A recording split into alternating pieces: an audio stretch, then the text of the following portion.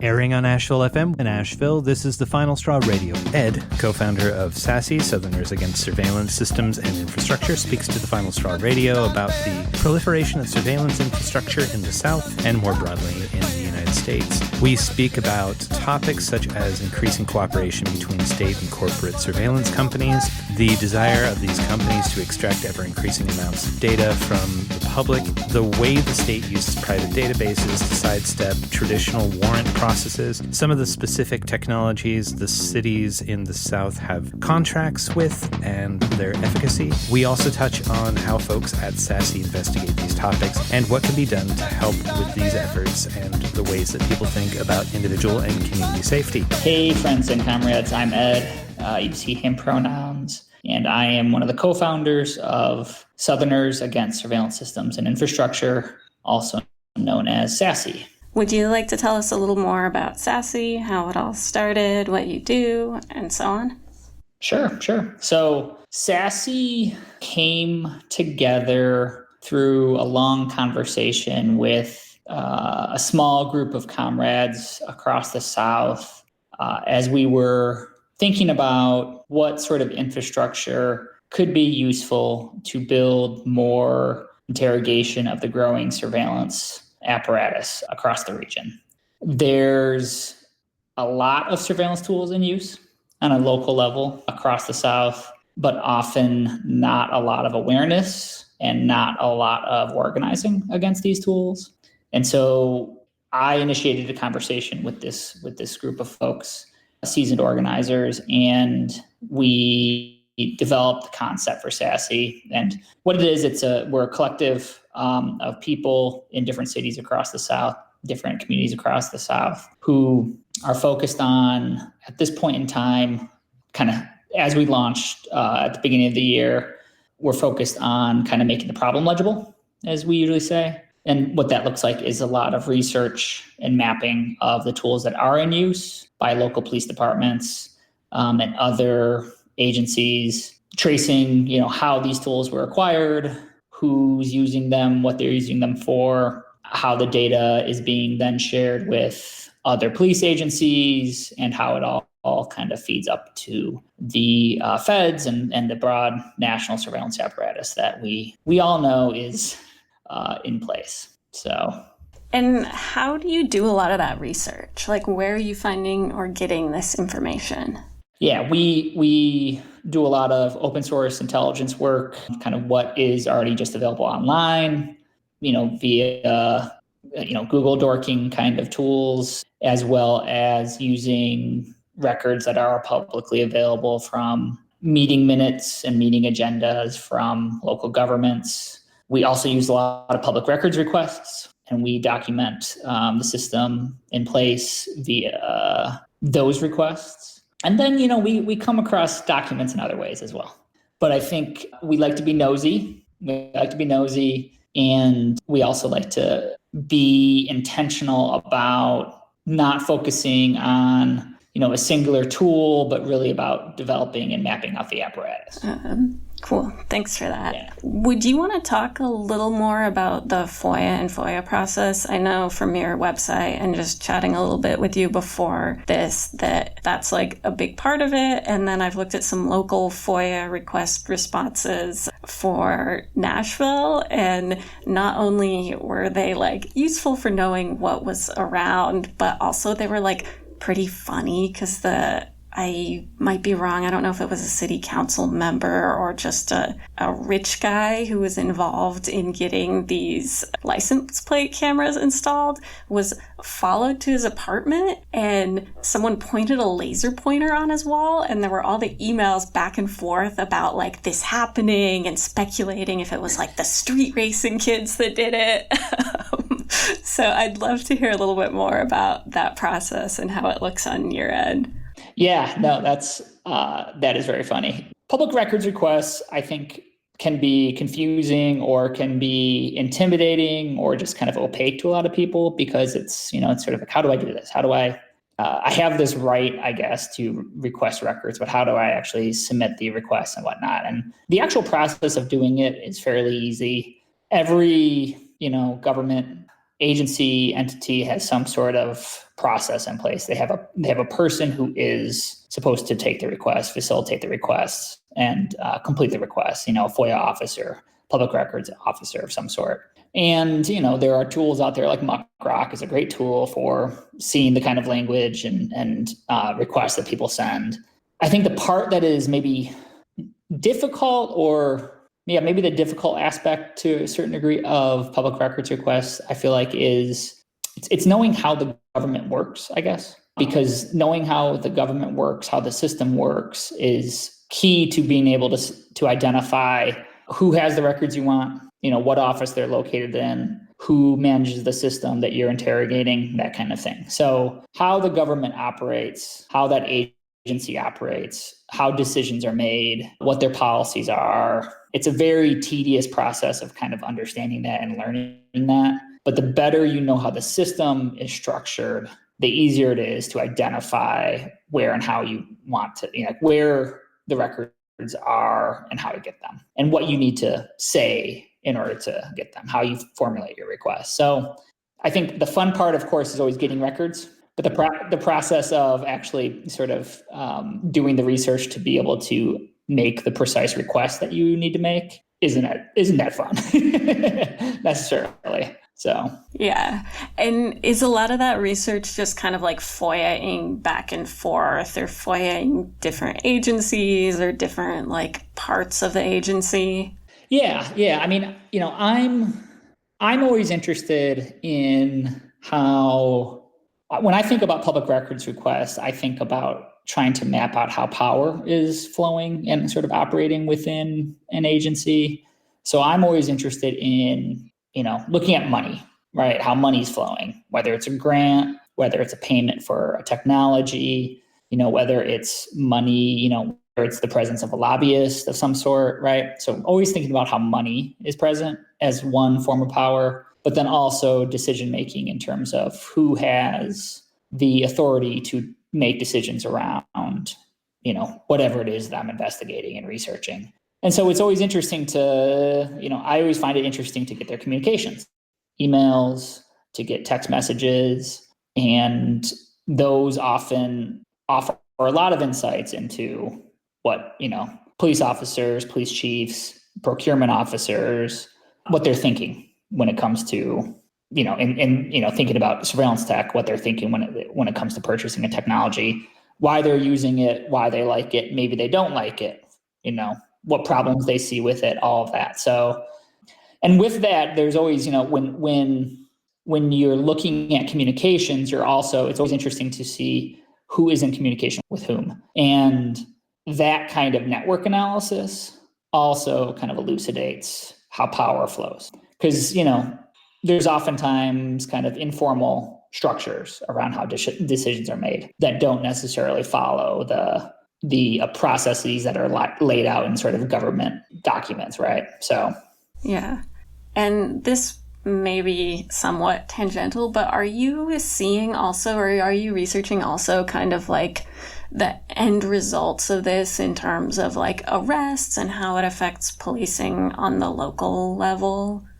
To a certain degree, yeah. It depends on the location and the technology. Mm-hmm. I will do that in some cases. I don't always focus on that because sometimes that leads to a situation where there is kind of a fight about the efficacy of a technology. So, going and requesting and seeking data around arrests and sort of how the government, how the police have demonstrated its use is going to be very much biased in terms of what the police say, right? You don't want to wind up doing marketing for like Clearview. Yeah. Right. Not trying to do propaganda. Yeah.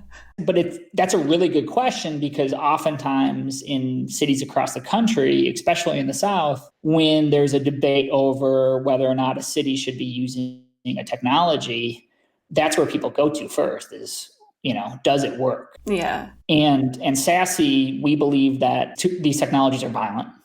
Yeah. Right. They always intensify police power. And, our concerns are more than privacy. Our concerns are really about how these are tools of violence. how these are tools of intensification of police power. And so we try to avoid those kinds of debates around does it work or not, because we would also say that, even if these technologies quote unquote worked, we still shouldn't have them. Yeah. I have heard some anecdotal stuff, mostly from graffiti writers, since graffiti writers' hobby is like strictly crime. Yeah. And some of it is kind of like folks saying, oh, I was on a flock camera and then they followed me to point A to point B. And rather than stopping them, they were able to do this case building, which is getting so much more common for shoplifting, where they know someone's doing a crime. And instead of stopping them as they would have in the past, they're using this technology to put people in situations where they're getting wrapped with like super gnarly felonies over something that should be petty. Like, you saw this guy spray painting. Like, why didn't you just go stop him if you cared that much? And that's an excellent point about how they intensify police power, right? It's not about actually sort of preventing crime per se, right? It's about punishing people. Yeah. And that, especially in that case. Yeah.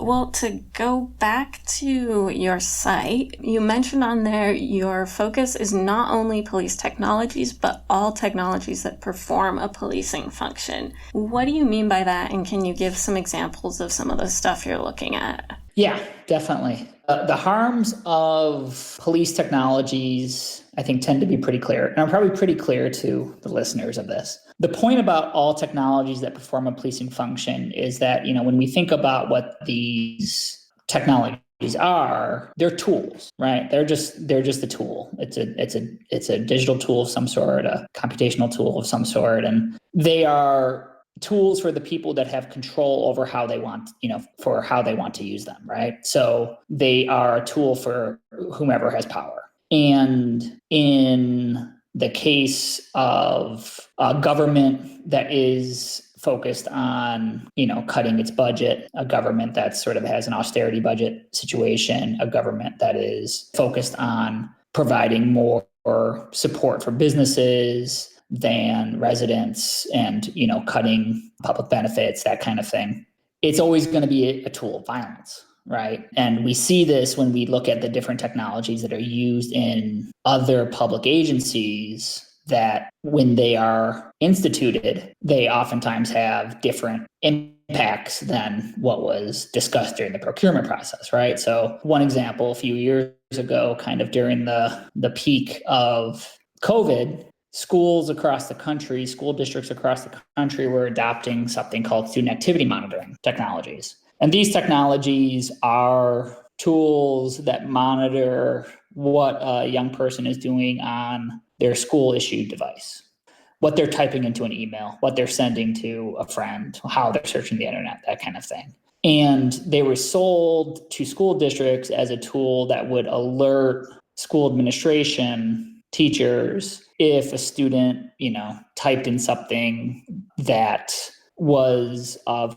concern regarding their mental health, and the number of different concerns that were raised during the peak of COVID, and just the questions around the well-being of young people at that point, right? There's been some research into what these tools have been used for, and it turns out that it's more likely that a student activity monitoring alert, in response to an alert, an administrator would refer a young person to the police than to a counselor. Surprise, surprise. And this broke down on racial lines, right? As we would expect in terms of criminalization, as well as on gender, as well as on, students that were trans or non-binary, right? So everything was sort of the way in which punishment and criminalization comes through, operates broadly in society.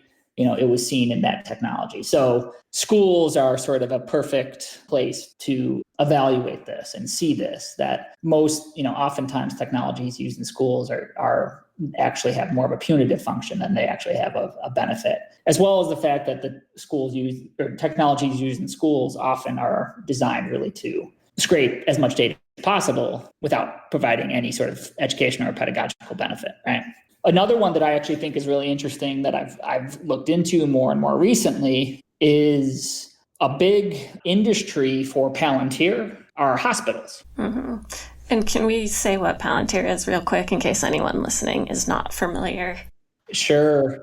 Palantir is an evil company. Palantir is a large data mining company that provides products to militaries across the world, especially to the US defense system industry.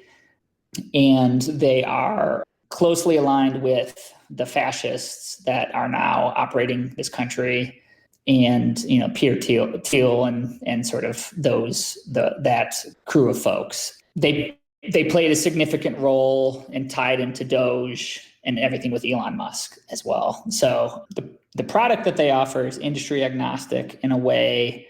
It depends upon a large amount of data in order to be able to do the sort of data mining and analysis that the company promises to its customers. So, that's why they're such a perfect partner for the defense industry, right? But one of their industries that they work in are hospitals. And I've unfortunately watched some of their marketing videos recently, and they talk about how their product that they sell to hospitals is an excellent tool for doctors, medical professionals who they have a patient who has a complex health situation, and the ability for their product to mine extensive medical research in order to offer some sort of supporting information and analysis to a doctor in terms of making a diagnosis or making some sort of care plan, whatever it might be. It seems like to me that this is actually a really sort of good use potentially for AI and Palantir's product, right? It seems like it could provide a benefit to people who have a complex health situation and they need support that maybe the doctor can't alone, just on their own training can provide. So, but the difficulty, of course, is that healthcare is never about how we can actually treat people. It's about how we can not treat people, right? How do we cut costs, and how are hospitals profitable? So a lot of their tool, what Palantir offers in terms of their tool, in terms of doing this kind of analysis, is actually less focused on treatment, and it's more about a cost-benefit analysis of treatment and doing this kind of deep dive to determine if it's actually worth the cost of treating someone based upon the complexities of their health situation. So, and I could talk about other industries, but thinking about policing broadly is that when tech is deployed, it's all about who has control over its use and what they're using it for. It could be potentially used for the benefit of people, but in capitalism and in a political moment, austerity, neoliberalism, that is not going to be the case. And most technologies are really focused on a lot of technologies have punitive outcomes rather than outcomes that are life-giving. Yeah, and you've got a whole list of various technologies on your site that I think you've filed a lot of FOIAs and done research around. I mentioned Clearview earlier, and then if folks didn't catch that reference, that's a facial recognition primarily. I don't know if they do other stuff. I think it's mostly only facial recognition technology. Mm-hmm. Would you want to talk about some of the other notable surveillance technologies that you're seeing get purchased by cities and police departments, and kind of their functions both as police technologies and as data mining companies, data brokers? Sure. Yeah. I mean, I think we can start with, when it comes to police technologies, we can start with the hardware, I think, that folks are familiar with, and they think about the cameras that are in place, that kind of thing. So folks are probably well aware of, kind of closed circuit television cameras, CCTV cameras, and those are growing, in use, whether it's consumer products like Ring, that folks are probably familiar with. Or, there is a company based in Atlanta that is growing very fast called Fusus. It was actually purchased by Axon in 2024, but they also offer a product that is focused on really converting and integrating privately owned cameras into a police surveillance network. There's also automated license plate readers, which folks might be familiar with. I know there's been another interview with Kate Bertash about Flock Safety, which is now the largest license plate reader vendor in the country. Flock has caught a lot of heat this year after some researchers in May proved that Flock was being used as a tool for immigration enforcement, as well as abortion monitoring. And there are other vendors besides Flock, but Flock is probably the most notable, and it's has the widest reach across the country. There's also gunshot detection products, as they're called. These are really just microphones that detect loud sounds.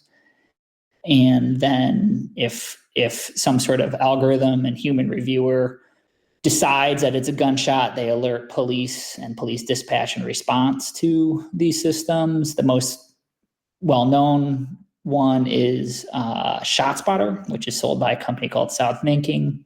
Flock Safety also has their own gunshot detection tool called Raven. So those are, kind of maybe the more prominent hardwares, that are out there that folks might be aware of. But what folks might not be as aware of that is maybe less visible, and this is part of what we say when we're trying to make the problem legible, are a lot of the softwares and tools that police have access to that are rapidly new companies, new products are just coming out all the time. And these are, anything from like Clearview AI and facial recognition technology, which is a tool that sort of maps a person's face and compares it against a database of images to identify a person, and other biometric tools like that. But Clearview and facial recognition to, there's cell phone extraction devices like Cellebrite, which is an Israeli company. There's other similar products like Magnet Forensics sells a similar tool to Cellebrite, but that's a tool that allows police basically to hack a phone and copy everything that's on a phone. Another software called Callio it's a software that allows police to, one, disguise their number when they're calling someone. They can covertly call someone without disclosing who they are. It allows them to record the conversation without making that known to the person they're speaking to. And it also allows them to get the exact location of the person that they're speaking with as well. Based on cell towers, or more precise than that? More precise than that. Oh, damn. But don't worry, police only use that when they have a warrant. Don't worry. Wow. Yeah. And then some other tools, there's a similar tool to the mobile forensic device that is sort of a vehicle forensic device that can extract data from cars. I don't know if folks are aware, but when you drive your car, you produce a lot of data. Most new cars have, more or less all new cars have a system that collects that data and sends it back to the manufacturer. But there's also, Urla is probably the most common company. They sell software that can basically hack into a car and copy all the data from a car. There's also a lot of databases out there. Folks might be familiar with things like LexisNexis, Crime Tracer, things like that have just a vast amount of data, law enforcement data, other data that police can search. And the data sets are drawn from all over public records, but also data that's purchased from data brokers, data that's scraped from the internet in different ways. And then maybe the last one to touch on in terms of softwares is just kind of these OSINT and social media monitoring tools. And there's a lot of them. It's probably the fastest growing product that police can purchase in terms of the number of products and the number of companies selling the products. But essentially what these tools do is they, scrape and aggregate data from all levels of the internet in different ways, whether it's scraping, purchasing, whatever it might be, just aggregating as much data as possible and tying it to, social media profiles of people as well as other sort of public information about individuals to kind of build profiles and dossiers on people, to do network analyses around people and to kind of map out relationships in that way. And those are really common. There's tons of them. And, I think one thing to name is that a lot of the cost for getting access to these tools, these are actually really cheap. It's maybe only a few $1,000s to get a user license or to sign an initial contract. So a lot of local police agencies have all of these. And, these are, I think, a lot of these tools, especially this year, there have been news stories about how ICE signed this contract or ICE is using this tool. And a lot of local police departments are using them as well. And, I think in a lot of ways, some of these news reports kind of sensationalize things. These tools are really powerful, but I think this isn't just a tool that ICE taps into. And I think that's also something to keep in mind in terms of thinking about how the surveillance apparatus operates in different places. Actually, I realized one thing I didn't mention in terms of the hardware that's becoming more and more common are drones. So I just want to name drones as well. Drones as first responders is a growing industry for police to sign contracts for drones and to use drones as part of their dispatch. Use them just to fly out there, monitor stuff, record, gather data. That's what they say. Yeah. Okay. So. Well. So that's a quick overview. That's a quick overview of a bit of a taxonomy in some of these tools. But there's also a lot of these tools kind of blend in with each other. They do multiple things, so they're not always easy to kind of set into different categories. But it's a rough attempt at trying to give a bit of a outline. The Final Straw is a proud member of the Channel Zero network of anarchist podcasts, and here's a jingle from another member of CZN. The Anarchist Radio Berlin. From across the pond. So it's the Anarchist Radio Berlin. With audios in English, Spanish and German. And please, don't mention the war.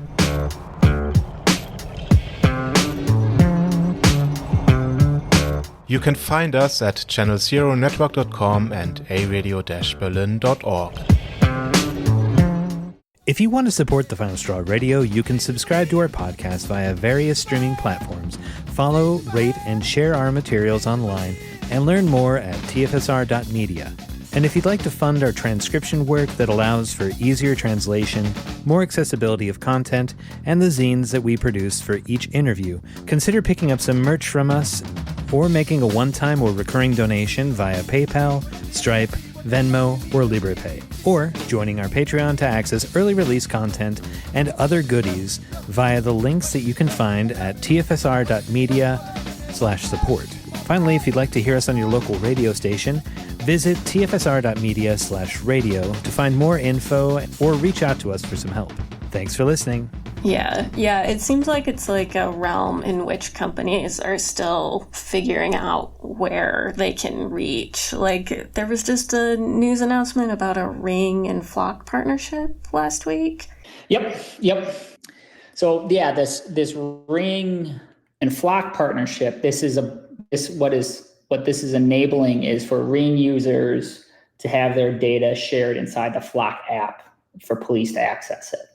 And that's also another example of the trajectory of sort of the industry, where companies like Flock are trying to become the platform where different technologies, different data, different footage all integrate so that police don't have to sign into multiple tools to get to access different databases or footage or whatever it might be. They can just sign into Flock and everything is there.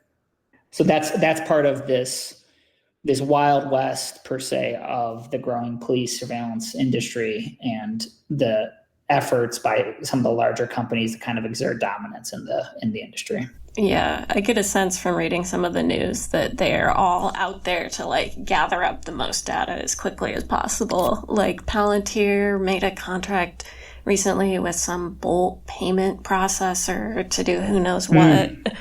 But yeah. That's exactly it. They're trying to gather up as much data as possible and use that data to develop new products and to sell more products to every police agency.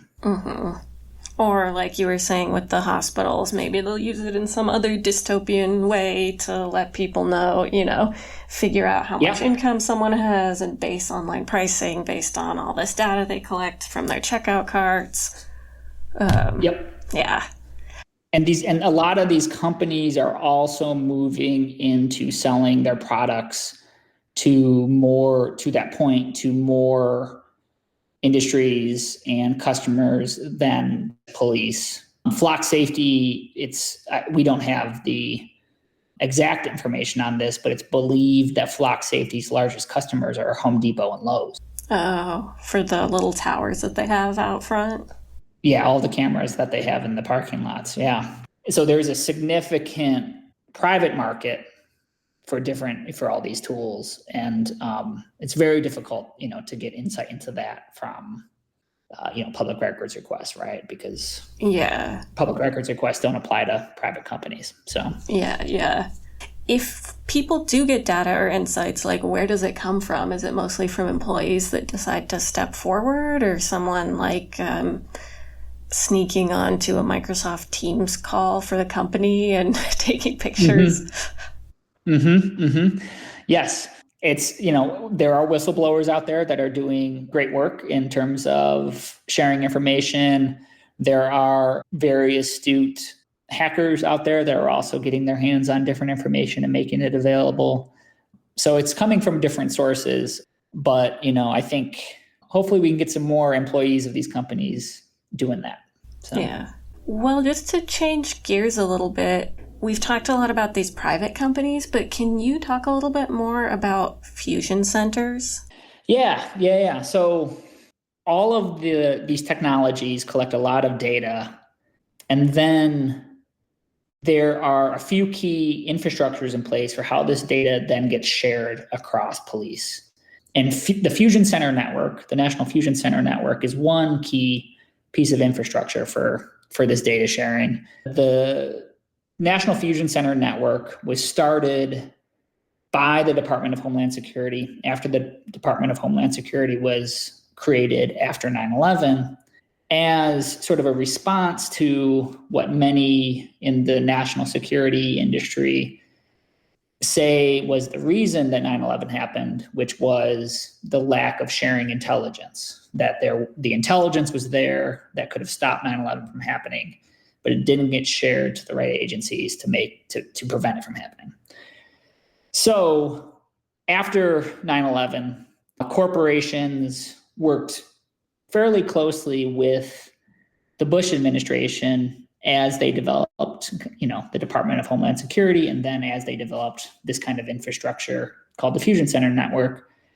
And what it is, a fusion center is a hub where sort of all levels of police, from local police all the way through the feds, are present together in a space. And they do three things, more or less, that they say they do. They collect data, they analyze data, and then they disseminate intelligence based upon that data and information. So they will send out bulletins or memos regarding what they have found in their use of or their analyzing of data from local surveillance tools from wherever they're based, or something that is very common that a common tool that fusion centers use are these suspicious activity reports, SARS, this, if you see something, say something kind of campaigns that folks are probably familiar with. But there's more than 80 fusion centers across the country, and then in U.S. territories at this point. There's basically one in every capital city in every state, as well as one in every major metro area. And these are funded through DHS grants every year for the most part. And they have built up a significant infrastructure for surveillance in each of these cities and communities. Every fusion center looks different. As the folks that have done the most research on fusion centers say, that if you've seen one fusion center, you've seen one fusion center. So they all operate different, they look different, but they all sort of have the same function in terms of those 3 points I named earlier. And they've evolved over the years too, from being, they're still supposed to be a tool of counterterrorism, but they focus, their language now is more broad than that in different ways. So, but I think what's one key thing to understand about fusion centers is when I say that they're hubs for all police, that means that, the idea of a sanctuary city is oftentimes impossible because ICE is already present because of the fusion center. So in Chicago, for example, the fusion center is at the Chicago Police Department headquarters. It's called CPIC, the Crime Prevention and Information Center. It's run by the Chicago Police Department, but it is, the Cook County Sheriff is present there. The Illinois State Police are present there. The DEA, ATF, FBI, ICE, they all have a presence in this and are active in the fusion center there. So this is one of the main tools for how the data gets shared and sort of intelligence gets disseminated. And the exact number, I don't have it offhand, but it's more than, I think, 25 billion in funding since the Fusion Center network was created in 2004 or so. Akin to the Fusion Center network, something else that's growing rapidly across the country are real-time crime centers. Real-time crime centers are, I describe them as what police envision them as, is the scene in, any sort of dystopian sci-fi police movie where, they cut to a dark room where all these police officers are, and, they're all staring at this map of the city that they're in. And someone, says, look at camera 9, and they expand camera 9 and they see someone running, kind of thing, right? It's this futuristic sci-fi idea of being able to monitor everything happening in real time in the city, right? So it's a real-time crime center in that respect.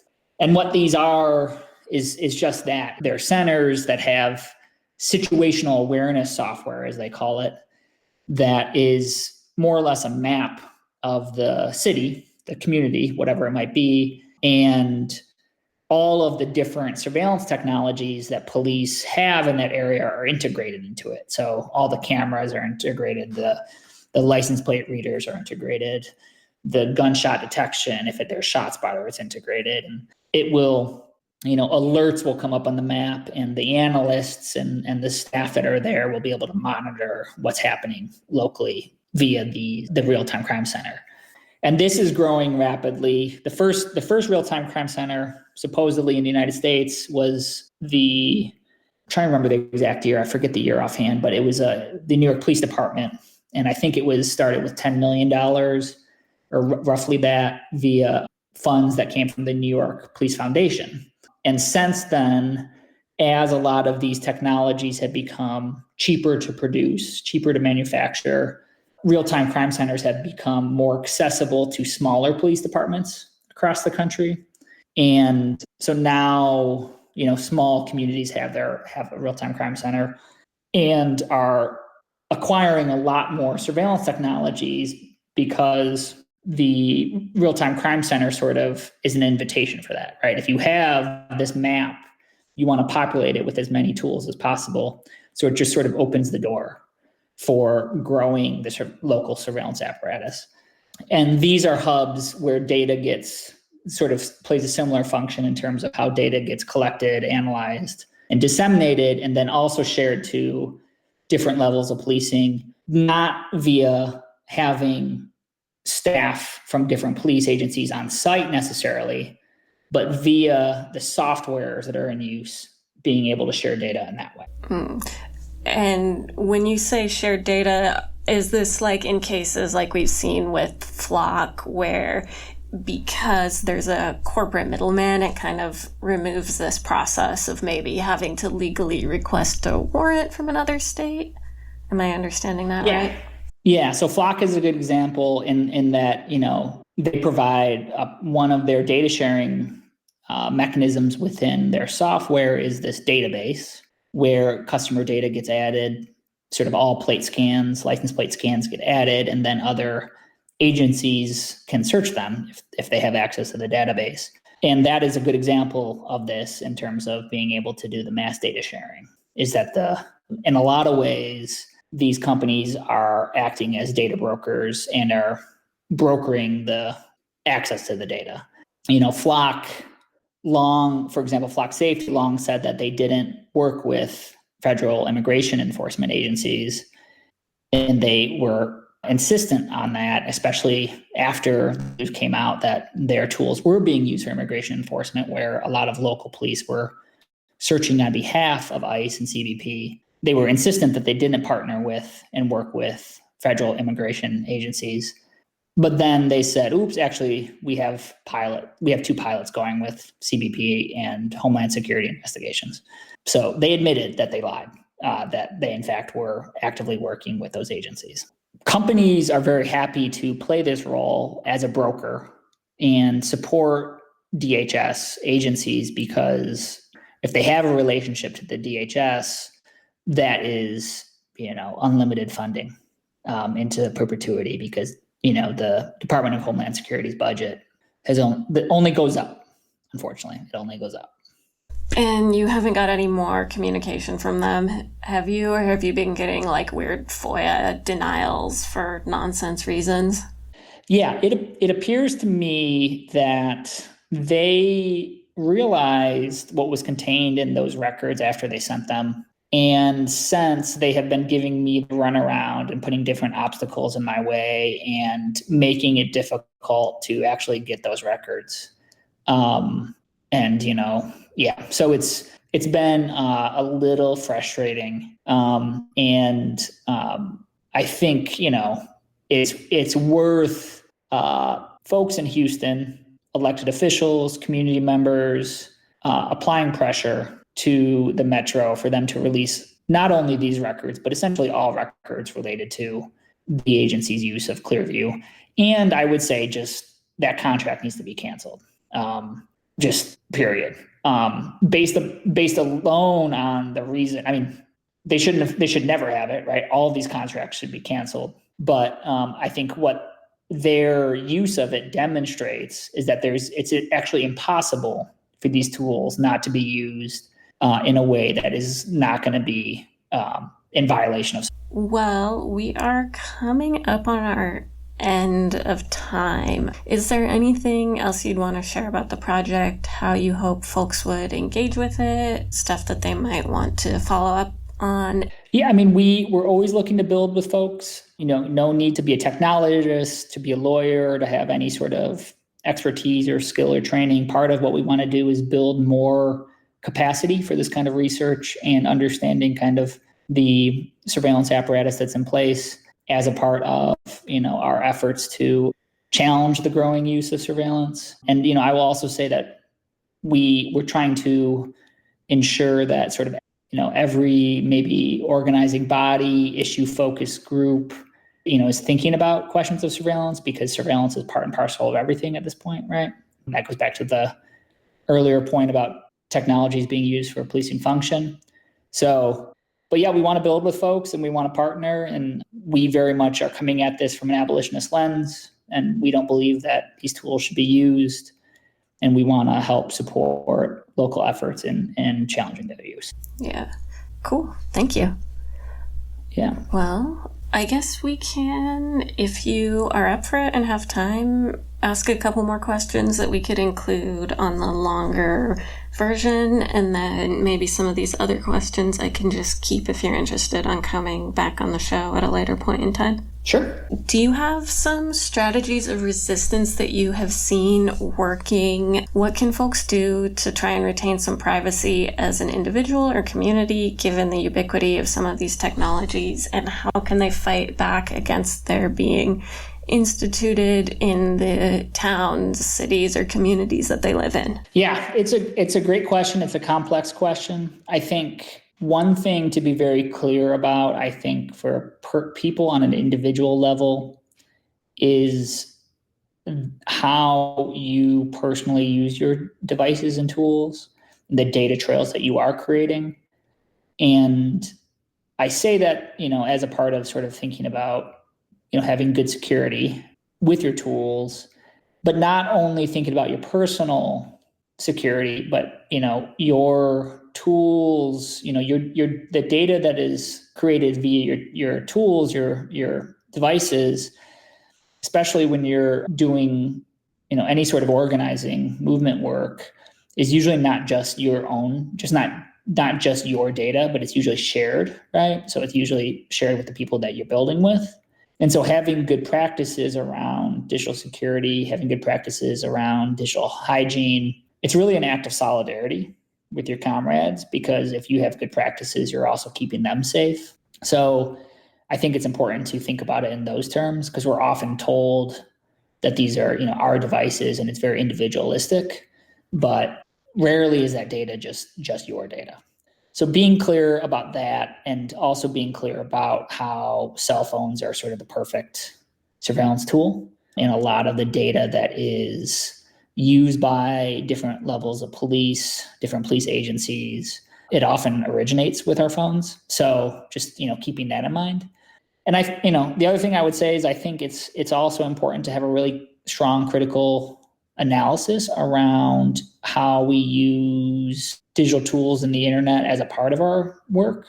I think there's probably a lot that we can learn from movements that movements in general that, weren't or didn't have sort of all these digital technologies.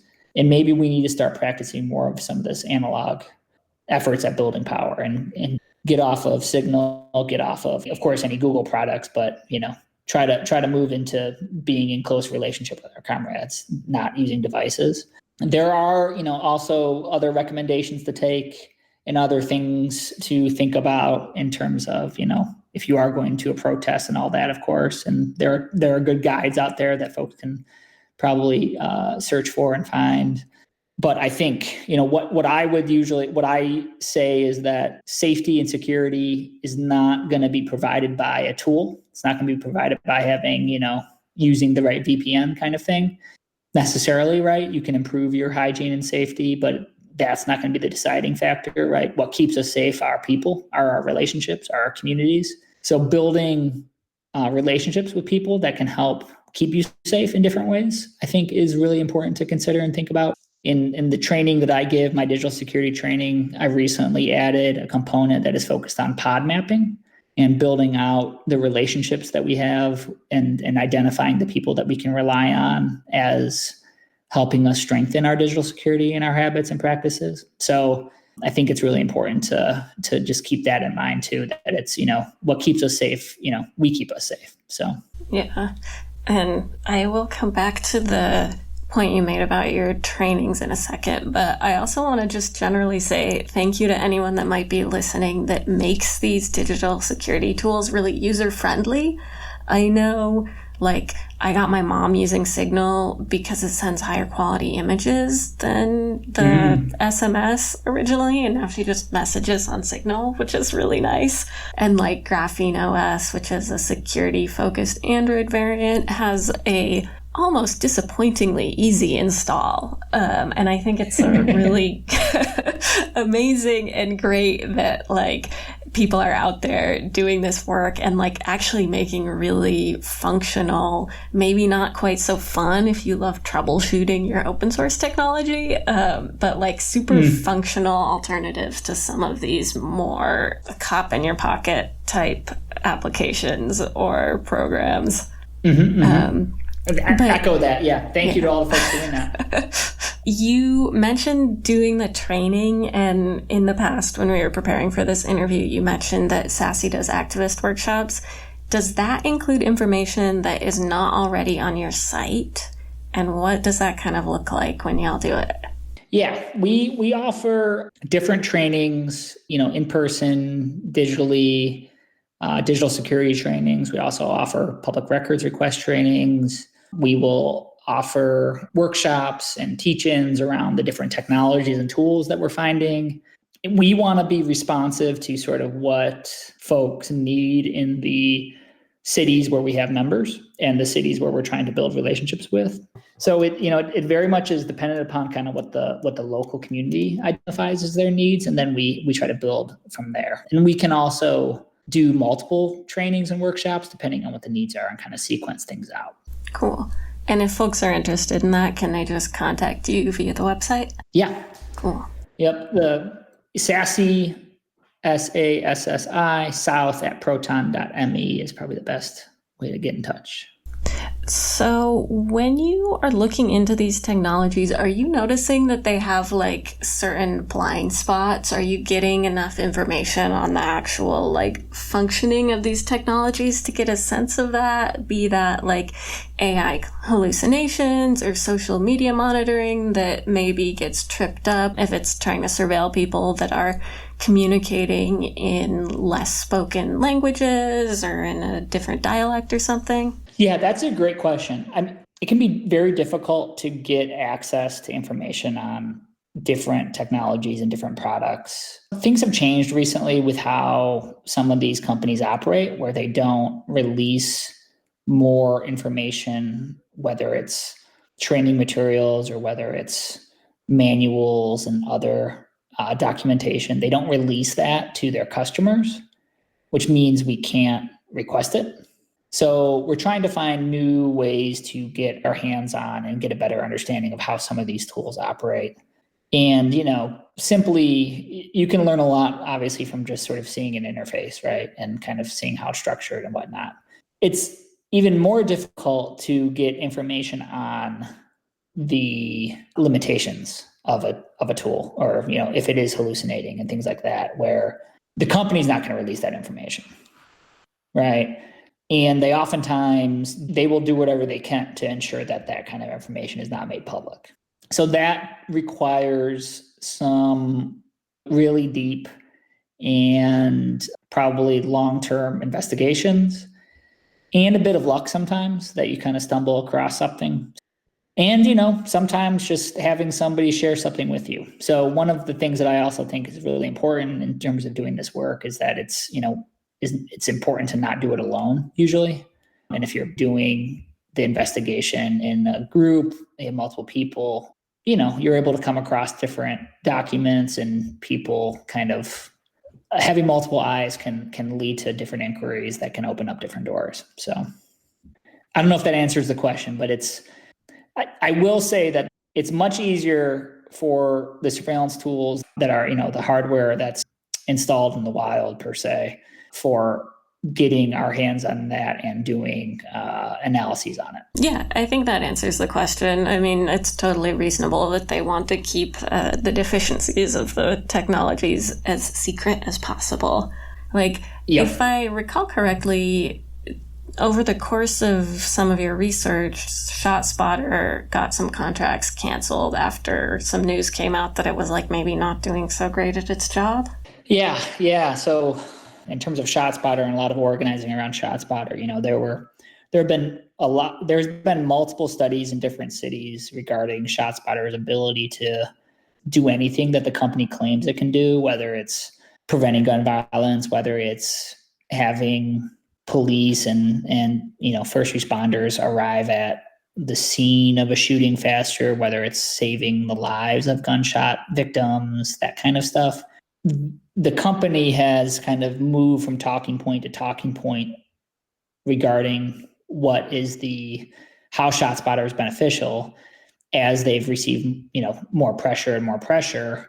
And there's, been research, in a variety of cities that have just shown that it really doesn't do anything the company claims it does. So some research that garnered more attention was that, a study in Chicago a couple of years ago found that when police were dispatched on a ShotSpotter initiated deployment, roughly 90% of the time they did not find any evidence of a gun crime. Right. So, and that was corroborated with another study as well. So, and that's pretty consistent. The numbers change from city to city, but it's pretty consistent that, the claim that ShotSpotter makes that it's 90% accurate. I really don't know what that means, but they claim that Sound Thinking claims that ShotSpotter is 90% accurate. It's been pretty well refuted, I think, by these other studies, like the one out of Chicago. So those are useful to a certain degree. I will say that part of the difficulty with some of the work around ShotSpotter has been people wanting to argue and fight over whether or not it works, its efficacy. And even if it was 100% accurate, it still would be a tool of violence, right? And if there are better ways to spend public funds that are focused on preventing and ending gun violence than actually just having microphones placed in Black and brown communities and poor communities across the country, right? So if we were serious about ending gun violence and addressing gun violence, we would be investing public funds in different ways. Yeah. And I'm kind of assuming that the hardware was a bit more expensive than some of these like social media monitoring things that you said are fairly cheap, right? Yeah. Yes. ShotSpotter is actually pretty expensive compared to, some of these other tools. Flock's license plate readers are $2,500, $3,000 a camera. Wow. So they're really cheap, and the hardware, Flock's hardware is not significant. It's more or less like an Android phone. The origin story for Flock Safety was that, the sort of the prototype that they built was using an Android phone. So the hardware, the sophistication of the camera and all that, most of the cameras that are still in use, and they're doing some changeover, but most of the cameras that are in use are pretty cheap hardware. And there have been, people could search for it. There have been a number of researchers, technologists who've gotten their hands on Flock cameras. And there are some people that have gotten their hands on ShotSpotter microphones and performed autopsies and, kind of disclosed all of that information online so everyone can kind of see the specifics of what the hardware is. So that's pretty easy to come across if folks are interested. Yeah, much better than the alternative of finding out the hard way. Yes. Yeah. I had a friend many, many years ago that was in Chicago riding the metro and paid in cash, did everything right because he had a big plan to do graffiti, and then at the end of it got caught, and he was fairly certain that the camera had read his name off his ID because he did everything else right. And it was, pre-flop. Mm-hmm. But after that, people were very careful about waving their IDs around on the metro. So better to avoid that. And if y'all are up for coming back at some point, that would be amazing. And an episode with a more international focus, both on kind of like history, how some of these technologies interconnect, and if you or anyone knows more about how folks that are outside of the US could navigate some of this open source research, I think it would be very interesting. Yeah, definitely. Happy to come back and with that kind of focus. And I might have some folks that actually might be interested potentially in joining and to talk about some of the international resistance. So. Cool. This is The Final Straw Radio. The show will later be archived at thefinalstrawradio.noblogs.org, and you can email us with questions and suggestions at thefinalstrawradio@riseup.net.